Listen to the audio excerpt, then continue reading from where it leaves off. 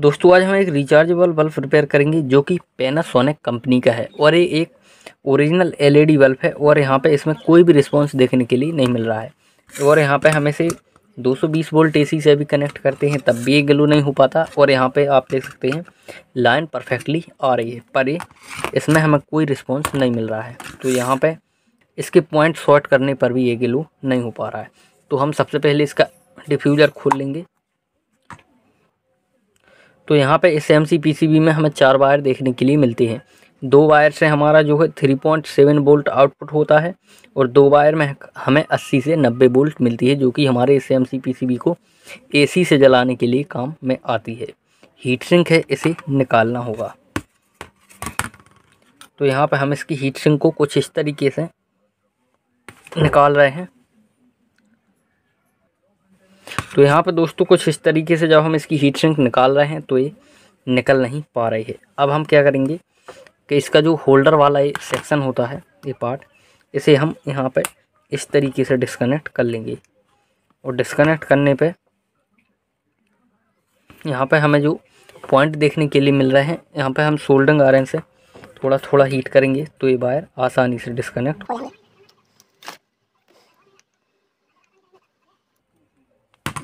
तो यहाँ पे इस तरीके से इसे निकाल लेना है और काफ़ी ईजिली तरीके से निकल जाता है। तो यहाँ पे दोस्तों बहुत ज़्यादा कोशिश करने के बाद इसका ये सेल बाहर निकल आया है।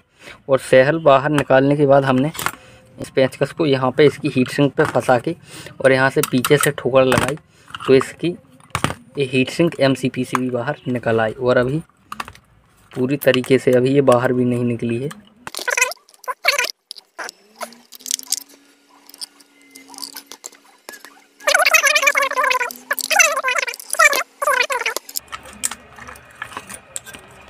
यहाँ पे आप देख सकते हैं क्लियर, यहाँ पे बहुत ज़्यादा ग्लू लगा हुआ था। और यहाँ पे हमारी पीसीबी है और पीसीबी में यदि हम मैनुअली कोई भी कंपोनेंट देखें तो हमें एक इंडक्टर कॉइल दिख रही है जो कि टूट के निकली है, ये ऑटोमेटिक ही टूट गई थी। और यहाँ पे जो हमारी एमओवी है वो फटी हुई है। यदि आप यहाँ पे क्लियर देख पा रहे हैं तो एमओवी ख़राब हो चुकी है। और यहाँ पे मेजर कोई कंपोनेंट हमें ख़राब देखने के लिए नहीं मिल रहा है। तो यहाँ पे हम इसकी सेल को डिस्कनेक्ट कर लेंगे ये। तो यहाँ पे दोस्तों जैसे ही हम इसमें बैटरी कनेक्ट करते हैं तो आप देख पा रहे हैं कि ये हमारी लाइट ग्लो हो रही है। तो इससे हमें कंफर्म पता चलता है कि जो हमारा इस सर्किट में ख़राब हुआ है वो एमओवी ही ख़राब है। और एमओवी की ख़राब हो जाने की वजह से यहाँ पे जो फ्यूज लगा हुआ है वो भी ख़राब हो चुका है। तो यहाँ पे हमें कुछ नहीं करना, सिंपली हमें इसका एक फ्यूज चेंज करना है और इसकी एमओवी चेंज करनी है। इतने में हमारा यहाँ पे एमओवी ये लगी हुई है और इसी के जो पैरेलल में एक फ्यूज लगा होता है वो हमारा फ्यूज यहाँ पे लगा हुआ है। तो इस फ्यूज को और हम इस एमओवी को चेंज कर देंगे तो हमारा काम बन जाएगा। तो यहाँ पे हम इन चारों वायर को डिस्कनेक्ट कर लेंगे जो हमें एमसीपीसीबी पे देखने के लिए मिल रहे हैं।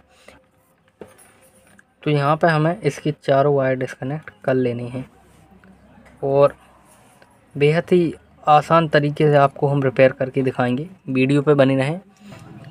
इन चारों वायर को आसानी से बाहर निकालना है तो कुछ इस तरीके से बाहर निकल जाएंगे। और इसकी जो एमसीपीसीबी है बिल्कुल सुरक्षित है, आप यहाँ पे देखें। अब यहाँ पे जो इंसुलेट पेपर लगा हुआ है इसे भी हम बाहर निकाल लेंगे। इसके बाद हम देखेंगे यहाँ पे कोई मैनुअली कंपोनेंट ख़राब तो नहीं हुआ है। तो यहाँ पे हम देखें तो इसका कोई भी कंपोनेंट ख़राब अभी नहीं हो पाया है। तो यहाँ पे जो हमारे 220 वोल्ट एसी वाले वायर हैं, ये 2 वायर हैं, यहाँ से हमारा लाइव और न्यूट्रल कनेक्ट होता है। यदि आप देखें तो यहाँ पे लिखा भी हुआ है लाइव और न्यूट्रल, यहाँ पे एसी हमारी कनेक्ट होती है।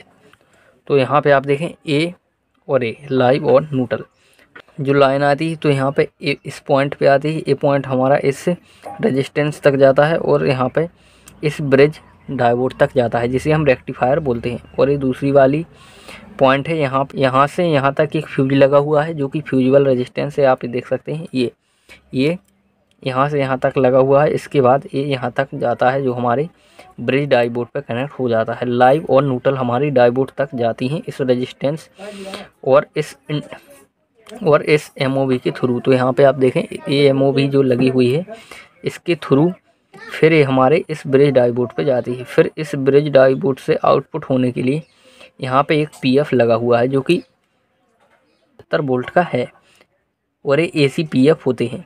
और इस पीएफ के बाद यहाँ से हमारी एक इंडक्टर कॉइल लगी हुई है। यहाँ पे एक इंडक्टर कॉइल लगी होती है जो ख़राब हो चुकी है, जो मैंने शुरू में आपको बताई थी। यहाँ पे इंडक्टर कॉइल लगी होती है जो कि फिल्ट्रेशन का काम करती है और एक इंडक्टर कॉइल सीरीज में लगी होती है। इसके बाद इंडक्टर कॉइल के बाद यहाँ पे हमें एक एमओवी लगी मिल जाएगी। तो ये जो आउटपुट वाले पॉइंट हैं ये दोनों एमओवी पे जाके कनेक्ट हैं, यहाँ पे आप देखें। और ये एमओवी जो हाई वोल्टेज प्रोटेक्शन के लिए लगी होती है। जब यहाँ पे हाई वोल्ट आता है तो ये एमओवी ख़राब हो जाती है। एमओवी फ्यूज को ख़राब कर देती है जिससे कि लाइन कट हो जाती है। तो इस एमओवी को हमें चेंज करना है और यहाँ पे और कोई भी फॉल्ट इसमें देखने के लिए नहीं मिल रहा है। तो फटाफट से हम इस एमओवी को निकाल लेते हैं और इस फ्यूज को निकाल लेते हैं।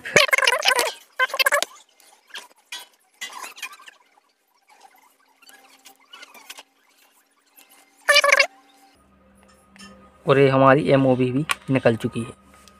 तो यहाँ पे हमने मल्टीमीटर ले लिया है और मल्टीमीटर को बजर की मोड पे सेलेक्ट यहाँ पे कर दिया है। आप देखें बजर की मोड पे हमने इसे लगा लिया है।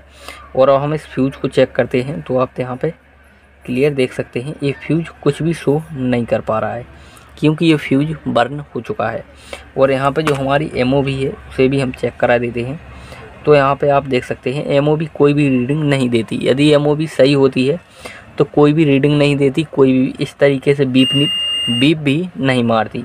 यदि एमओवी बीप मारती है या फिर रीडिंग को शो करती है तो एमओवी ख़राब हो चुकी है। अब हम इसे चेक कर रहे हैं तो आप देख सकते हैं इसमें रीडिंग आ रही है, तो एमओवी हमारी ख़राब हो चुकी है। तो यहाँ पे रीडिंग कंटिन्यू दिखा रही है। तो दोस्तों इस तरीके से आप एमओवी को चेक कर लीजिएगा। और एक बार मैं आपको ब्रिज रेक्टिफायर चेक करके दिखा देता हूँ कि रेक्टिफायर को चेक कैसे करना है। तो रेक्टिफायर में यदि आप देखें तो हमें 4 लैग देखने के लिए मिल जाती हैं। तो हम यहाँ पे इसे चेक करेंगे तो आपस में जो है कोई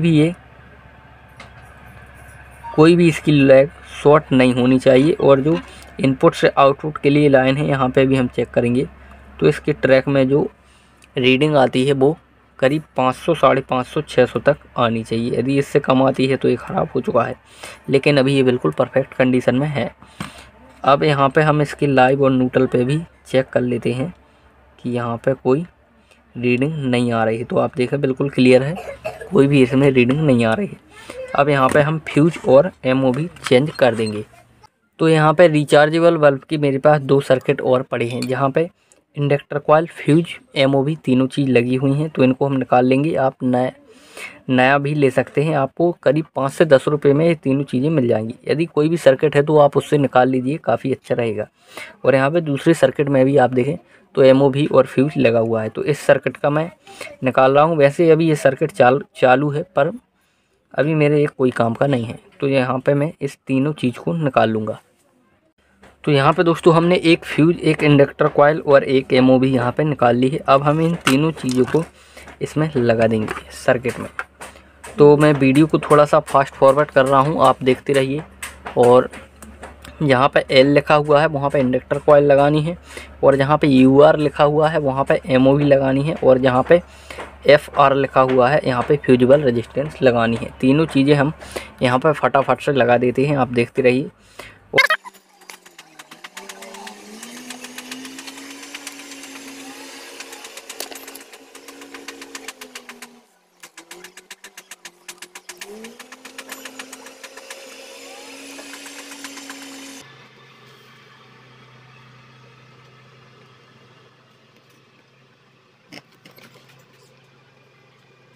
तो यहाँ पे हमारे तीनों कंपोनेंट लग चुके हैं इजीली तरीके से। अब हम इसे पैक कर लेंगे, ये फ्यूज और ये एमओवी और ये इंडक्टर कॉइल। और यहाँ पे सारा कुछ हमने सिस्टम इसका चेक कर ही लिया है। तो यहाँ पे इंसुलेटेड जो कवर है इसका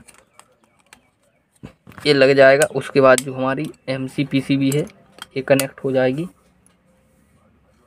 तो कुछ इस तरीके से इसे अंदर करके जो हमने वायर डिस्कनेक्ट किए थे यहाँ पे चारों वायर हमें जहाँ के तहाँ फिर से कनेक्ट कर देना है। तो यहाँ पे जो हमारा ब्लैक वाला वायर था वो V- पे कनेक्ट हो जाएगा।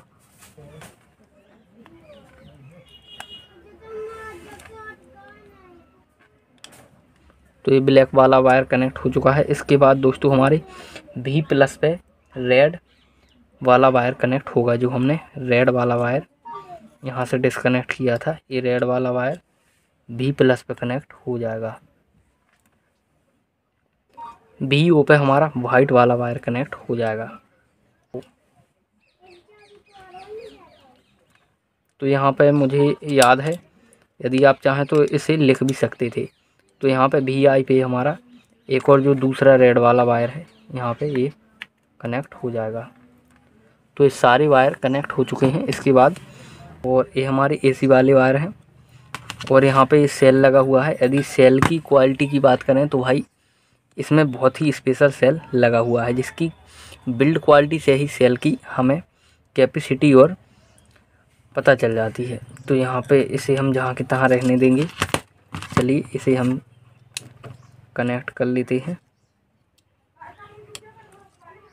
तो अभी ये चार्ज नहीं है, उसी की वजह से यहाँ पे ये कुछ दिखा नहीं पा रहा है। तो इस तरीके से फिक्स हो जाएगा ईजिली। यहाँ पे इसकी ये जगह है, तो बेहद आसान तरीके से यहाँ पे फिक्स हो जाएगा।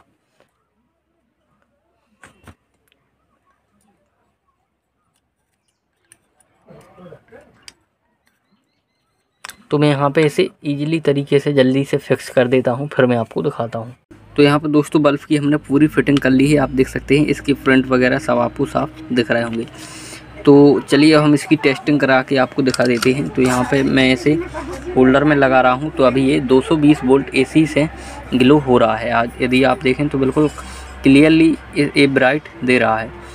और अब हम इसे यहाँ से निकाल देते हैं और अब हम इसे इसके दोनों पॉइंट शॉर्ट करके देख रहे हैं। तो अब इसमें कोई भी रिस्पॉन्स नहीं है, शायद अभी ये चार्ज नहीं होगा। हाँ, तो अभी ये चार्ज नहीं है, पर ये चार्ज हो जाएगा तो कुछ देर बाद ये सही हो जाएगा। तो दोस्तों वीडियो को लाइक करें, हमारे चैनल को सब्सक्राइब करें। ऐसी वीडियो हम आपके लिए लाते रहते हैं। दोस्तों सपोर्ट बनाएं आपको और अच्छे तरीके से हम आपको समझाने की कोशिश करते रहेंगे। यहाँ पे दोस्तों ये चार्ज भी हो चुका है। अब आप इसकी लाइट देख सकते हैं, ये बिल्कुल परफेक्ट ग्लो हो रहा है और इसकी ब्राइटनेस काफ़ी ज़्यादा है और अभी परफेक्ट काम कर रहा है।